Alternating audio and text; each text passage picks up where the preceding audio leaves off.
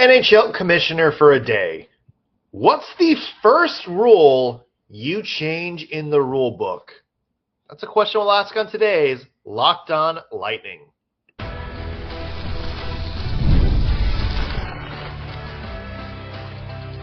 Your Locked On Lightning, your daily podcast on the Tampa Bay Lightning, part of the Locked On Podcast Network. Your team every day.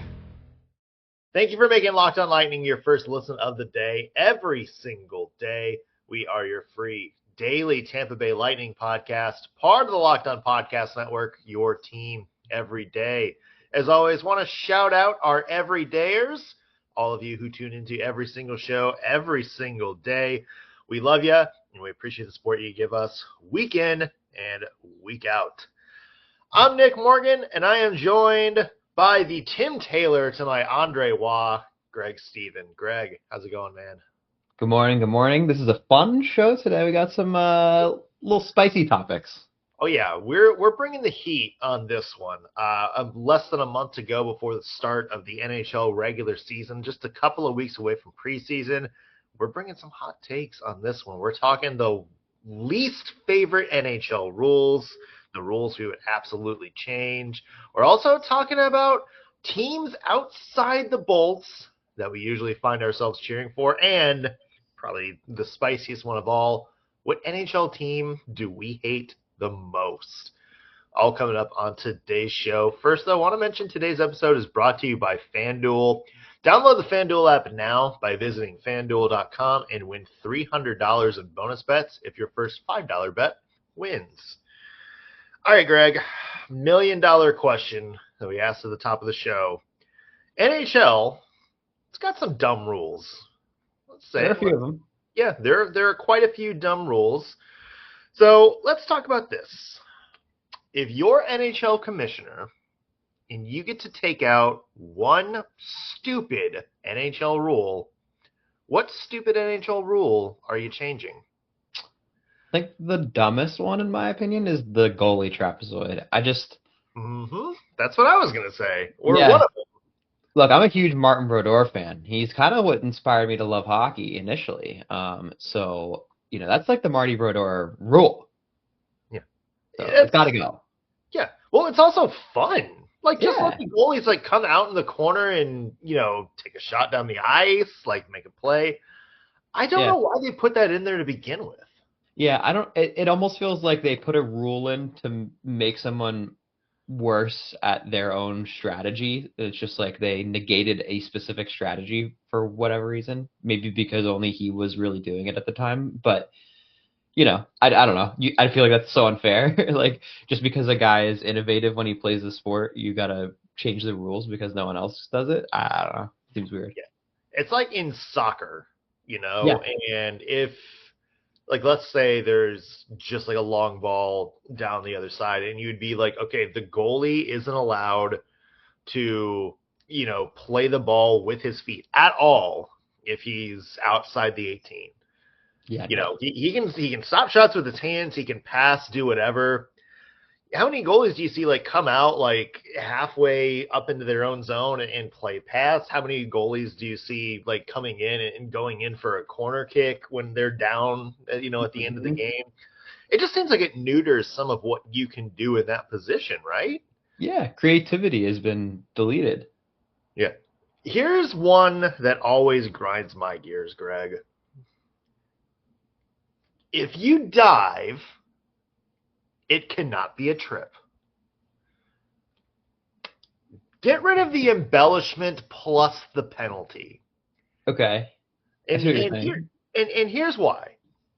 I think if you're really cracking down on players diving, the embellishment penalties, Mm-hmm. then you know how you really punish people who feel that contact and go down? You let the guy who made that contact get off scot-free. And I know why the thing is in place. I know, literally you can have a stick penalty and a guy can dive and sell it.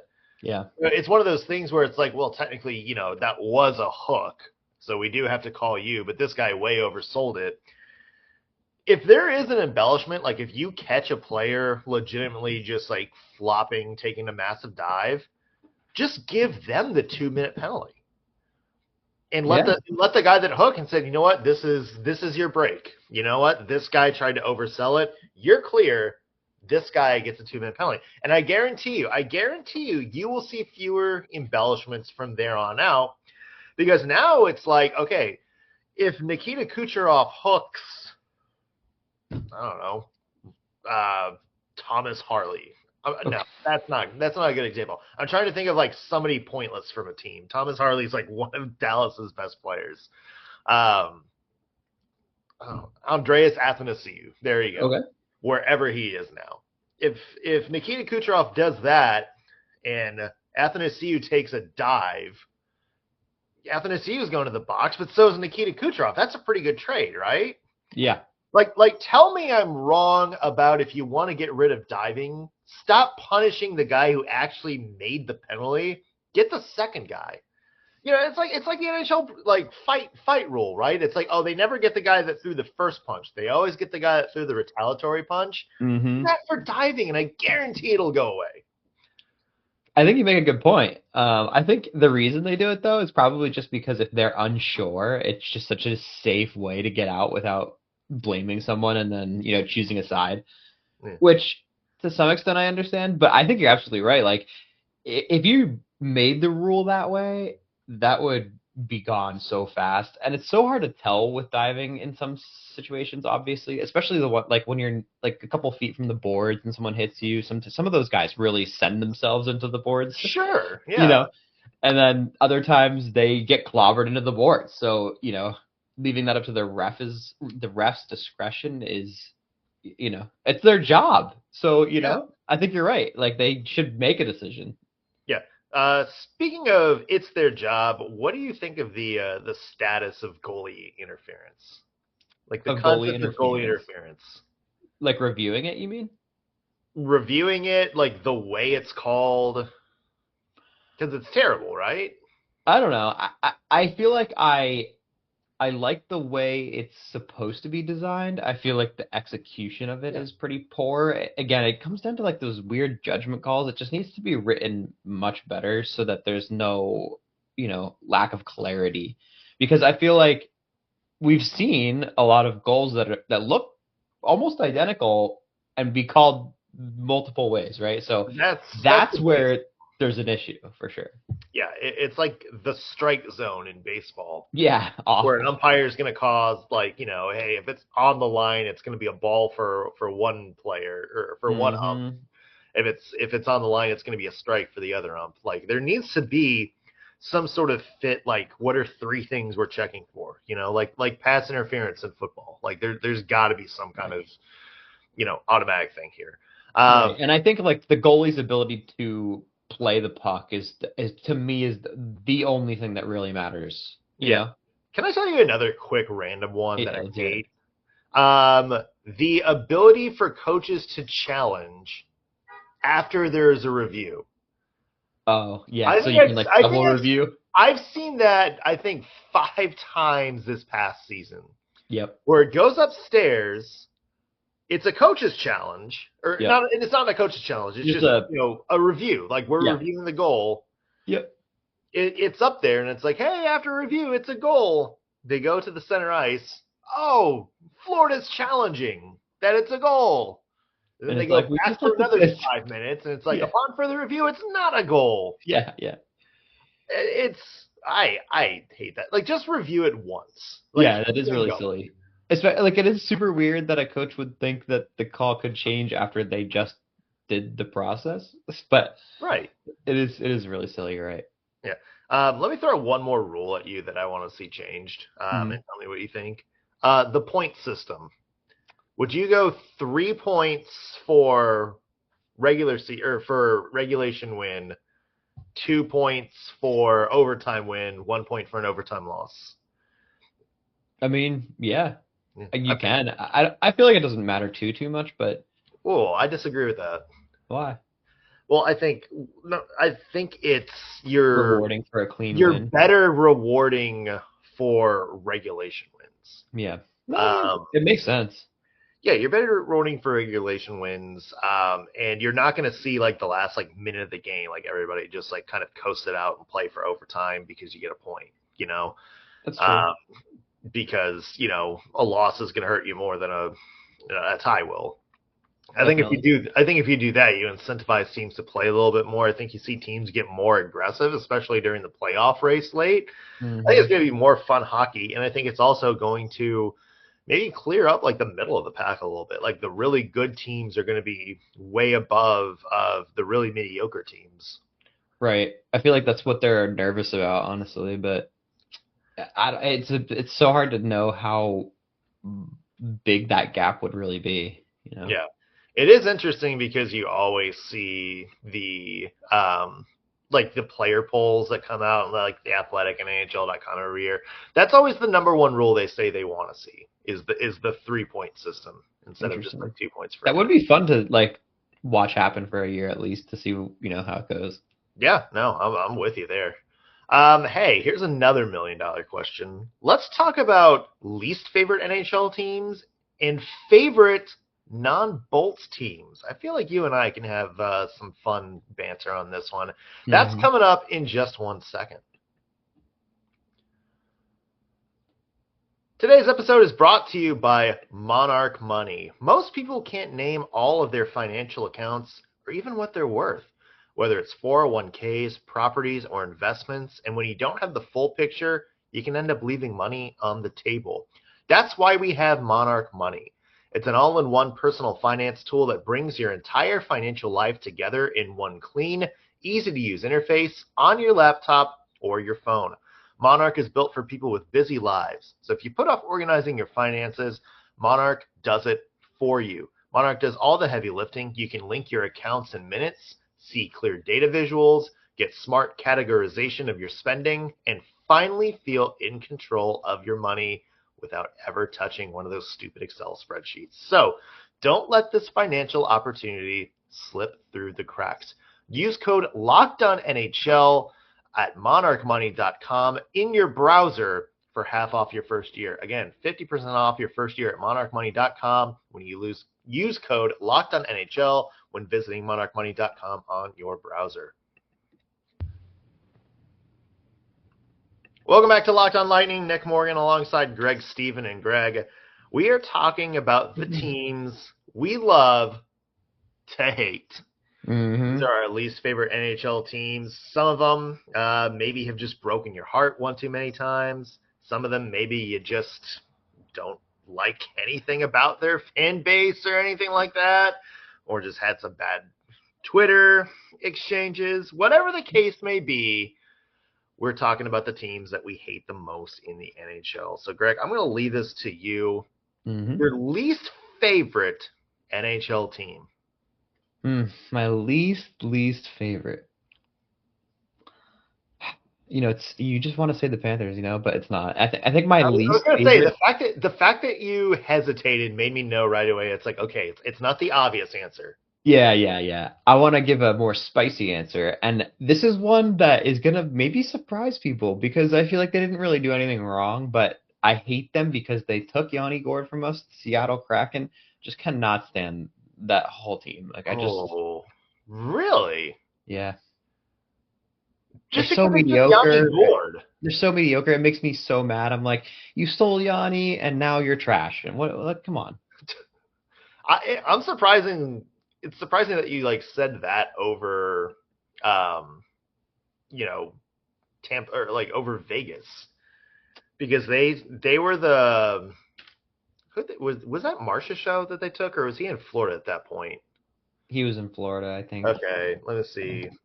Who did I'll they have to take look from up. us? Who did they take? Wow. Hold on. Well, Wikipedia player. Okay. All right. So Seattle one. Is there another just off the wall one that you hate? Um, Probably. You know, All I right. Well, that's really, our show. I got it. I got it. This is gonna sound weird, but I don't like Jordan Bennington's style. Like, I just don't. So, like, as long as he's a blue, I hate the blues. His goaltending style or just his aura? His aura. Like, Okay, that makes sense. he always wants to fight people and like, Yeah. just cool it, dude. Stop the puck. Yeah. You know? I agree. Jordan Binnington, one of my least favorite players in the NHL. Jason Garrison. Oh wow. That was who the Vegas Golden Knights took. I think he played like he played. Let's see. Yeah, he played less than a full month for the Golden Knights, and they was put on waivers. They just got rid of him. Yeah, which is kind of funny because he was like an everyday defenseman for the Lightning the year before that. But yeah, only lasted 8 games with the Golden Knights before he was waived. And then so is Vegas your least favorite? I don't like Vegas, but that's not my answer here. My answer. Sorry, Chris Maselli, if you hear this. The Avalanche, the Colorado Avalanche are absolutely my least favorite team. Number one, because coming from 2 fan bases that we're going to talk about in the next segment, my early introductions to the Avalanche weren't great. It was during the Red Wings-Avs rivalry, and then years later with covering the Nashville Predators. Yeah. Obviously, like people like Patrick Waugh, Adam Foote were people that you grew up absolutely hating. You hated everything about him. Mike Ricci, I always wanted to punch that guy in the dumb face, even though he could probably pick me up with one hand and throw me to the wall in real life, like the Nick Tarnasky video that was circulating around a while back.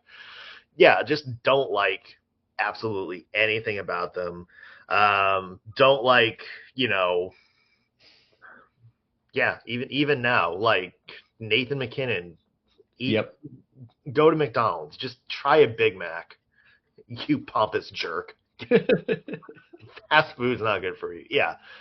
So that's I think always number one for me. And then the other one, I'm going to throw a random one out there. Okay. But it's the Anaheim Ducks.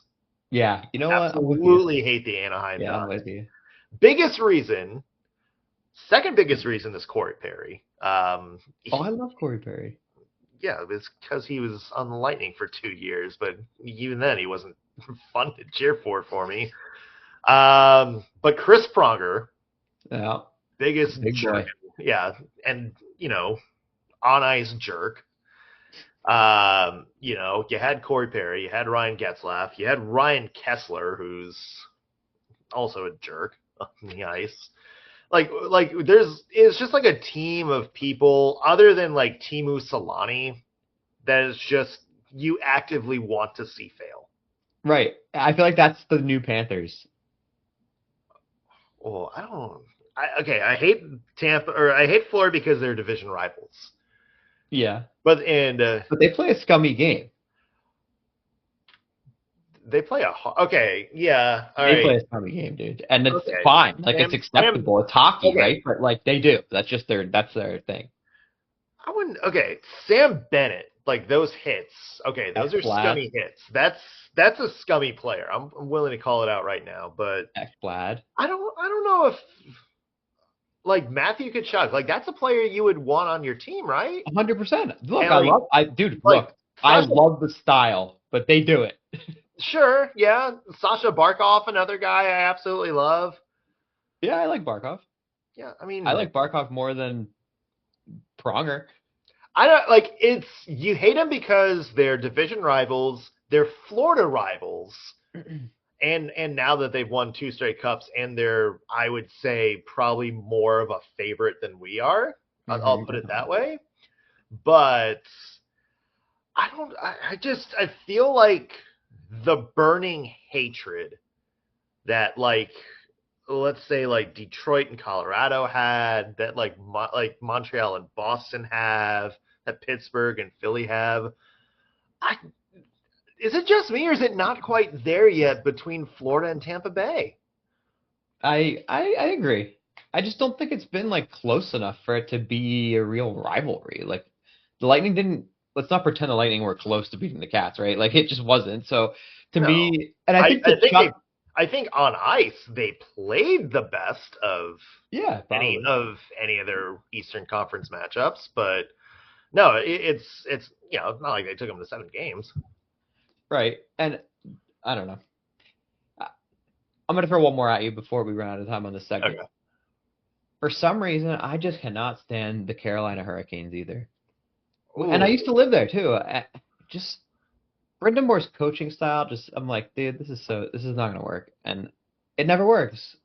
Like, So it never works. is yours just more like frustration at the system? Like, Rod Brindamore, what are you doing? But it's also like they have no star player and like there's nothing around their arena. Like everything about the team screams boring and like I don't care about this team. Get them out of here kind of vibes.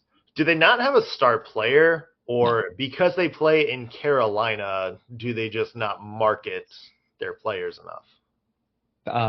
I say they don't have a star player, and I say because they're in North Carolina, no one wants to go there.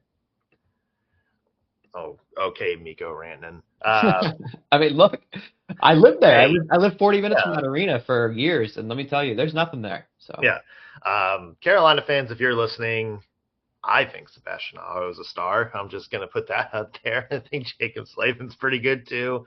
Slavin's man, yeah, yeah. Okay, just throwing that out there. All right, let's switch gears here and talk about our favorite non-Bolts team. I know for this one, Greg, I've got a couple personal stories, but I've also got a really fun off-the-wall one. We're Nice. gonna talk about that one in just 1 second. Today's episode is brought to you by FanDuel. NFL season is here, folks. Celebrating the Bucs' big win over the Falcons this past week. Oh, thank God the Atlanta Falcons can't play football past 5 minutes in the fourth quarter. Hey, if you're ready for kickoff, you're going to want to get FanDuel. They got a can't-miss offer to get you ready for this football season. Right now, new customers can bet just $5, and if your bet wins, you'll get $300 in bonus bets to use across the app. I love using FanDuel because it fits exactly the way I like to bet at any given moment. I can do player props. I can build a same-game parlay. And my favorite thing to do, jumping into the action live as it unfolds. FanDuel lets you lay down those hefty in-game bets. It makes everything more exciting, whether you're watching your team or just keeping an eye on the game so you can track your fantasy lineup.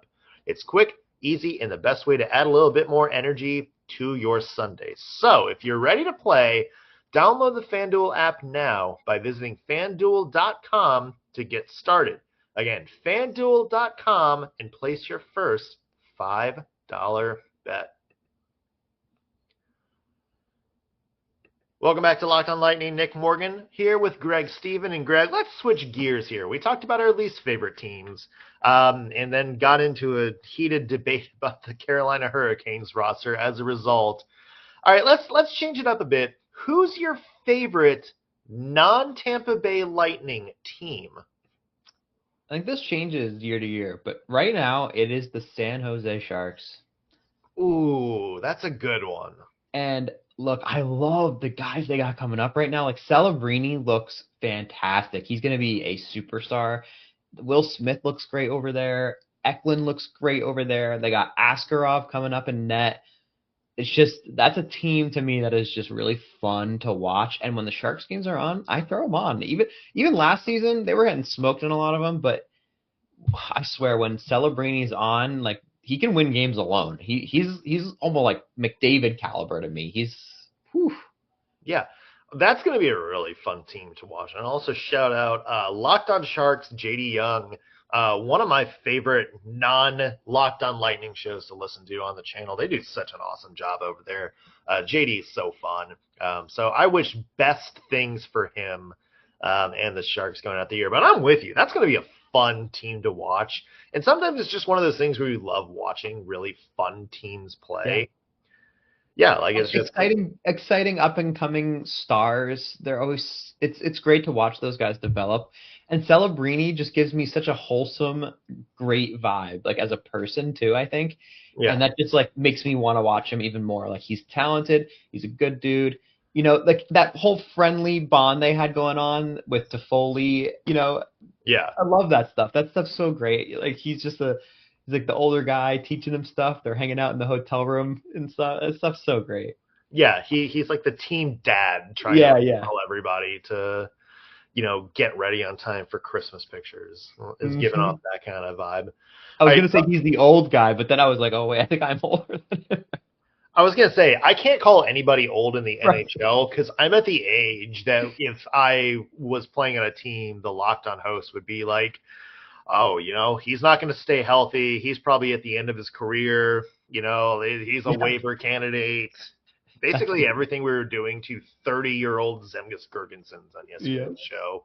It puts things in perspective. All right, so I've got two teams that I have a little bit of a personal connection to. So we'll start with that. Number one is the Detroit Red Wings. Mm-hmm. And that is just because both of my parents are from the Detroit area.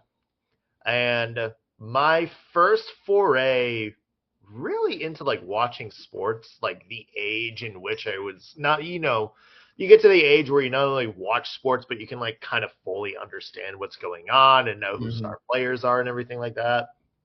That age was when the Red Wings won their back-to-back cups in 97 and 98. And, Steve Yzerman, Sergei Fedorov, Nick Lindstrom, Brendan Shanahan, so many legendary names there. Future Tampa Bay Lightning Cup winner Tim Taylor, which was I Tim Taylor or were you Tim Taylor in this morning's metaphor? You were Tim Taylor, I think. Okay. There's so many teams, and that's kind of how I got into hockey, was just watching that.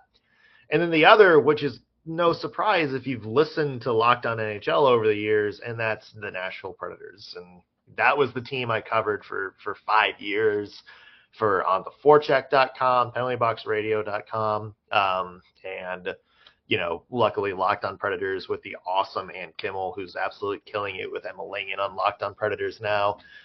And that's just because I grew up in Nashville. And, that was like the first time you could actually like drive 15 minutes and go see a hockey team play. And I remember like it was, God, whenever my parents got tickets for any game, it was like butterflies for the entire week. Like it was just on the calendar. At school, couldn't focus, would like draw the logo on the thing. Christmas Day, that was always just really fun for me. And then, living in Nashville as an adult after college with disposable income, being able to drive down and just go see good games. Yeah, I mean, I loved watching the Predators play growing up, and was fortunate enough to be back in town when they made the Cup in 2017, and the atmosphere was awesome. And team sure has its fair share of problems now, but yeah, I mean, I'll always have good memories watching them. Yeah, look, teams ebb and flow. It's okay, they have issues now. Yeah. Hey, is there another one? Because I have an off the wall one, but I want to hear from you first. Is there another team that you just kind of love for whatever weird reason? It's sad because I really wish I could say that I still love the Devils, because I was a Devils fan when I was a youngin', right? I just said Marty Brodeur was my guy. I actually started playing goalie when I was young. That was how I got into hockey. So I really wish I could say the Devils, but for some reason my love for them has really fallen, and I don't know why. Maybe because they were so bad for so long, and I was at all those games when they were bad, because that was when I was old enough to afford to go on my own. Yeah. And they were just horrible, right? Like, I think it just wore me down to a point where I was like, I can't. It does that. I mean, they're good now, though. Yeah. Or at least have like a good team to build around. They make me feel like the Hurricanes do, Yeah. Oh, wait a minute. The Devils have star players. They do. Like, he's more of a star than anyone on the Hurricanes roster. I was going to say, yeah. You're not doing that to Jack Hughes on this show. No. I still think they are a little overrated, though. Like, roster-wise, they have some good guys, but they were rated so highly. They were rated to do really well last season, and to me, it was like they're going to be mediocre, and I don't know why anyone thinks otherwise. They're at that point where they have the core. They just need the rest of the team. Yeah, exactly. They need those depth pieces. They need those guys that can come in and support the core. And hey, you mentioned the Sharks. I feel like the Sharks are kind of in that same vein. 100%. Yeah, give him a couple of years, and maybe you and I will be back at a Devils game together. Okay. All right, one off the wall one that I want to throw at you. The Utah Mammoth. Oh yeah. And it stems from being a big fan of the Arizona Coyotes. Because I always thought the Coyotes had the coolest logo in the NHL in 2 iterations. The Kachina Coyote was kick-ass. I love that they brought it back. That is the coolest logo, coolest color scheme of any NHL team. I will die on that hill. Nice. But even when they changed to like that brick red, like kind of the more old school style, that was also one of the sickest logos in the NHL. It was nice. Yeah, especially when they had like the black alternates and that color scheme out there too. And then they moved to Utah. Rest in peace, our dear friend Coyotes. But then I went to a Mammoth game last year, and it was fun. And now that they're the Mammoth, their logo is cool. I love like the black and ice blue color scheme. It's just like one of those teams that I just, for some reason, have always cheered for. I somehow wound up being like on their roster during the Be a Pro in NHL like 12 or something like that, and like learned all their players. Like for some reason, I always thought Boyd Gordon was better of a player than he was, just because he was like lights out on my line. Just kind of like a random thing like that. I'm a big Clayton Keller fan, so I'm with you. Yes, big Clayton Keller fan, and obviously we have Sergachev to cheer for now. So. Right, yeah, 100%. Yeah. I think they're going to be pretty good this year, so we'll see. I think they're going to take a step forward this year. I think they might fight for a playoff spot. I think they have a way better roster than I think people are going to give them credit for. And I think both Connor Ingram and Carl Vejmelka are goaltenders that I think can get hot at any given moment. So yeah, I feel like Vejmelka has shown flashes of like, wow, this guy is really good. Oh, so is Ingram. Yeah. Yeah. Yeah, they have some pieces over there. It's just got to give them time to put them all together. Interesting. Hey, if you're listening, fans, drop us your least favorite NHL team and then a team besides the Bolts that you love cheering for. I'm excited to see these answers. Hey, we got a lot more hockey coming on this week. We're going to talk about the playoff system, something that maybe we think has kind of hampered the Lightning the past couple of years. Would you like to see it changed, and how? That's coming up. Plus, Friday kicks off the Prospects Tournament in Tampa. It's our first look to see some of Tampa Bay Lightning's biggest prospects on the ice. It's a big, interesting year because there's no Isaac Howard on this team. What do we think of that trade? How it's going to impact the Lightning moving forward? Those are all topics that are coming up later this week on Locked on Lightning. That's going to do it for us on today's show. Thank you for making us your first listen of the day. We'll be back with an all-new episode tomorrow morning. We'll see you then.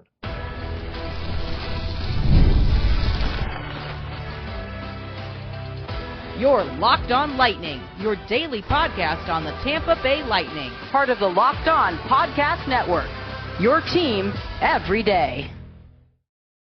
Okay, that was the wrong button. Here you go. Here's the right one.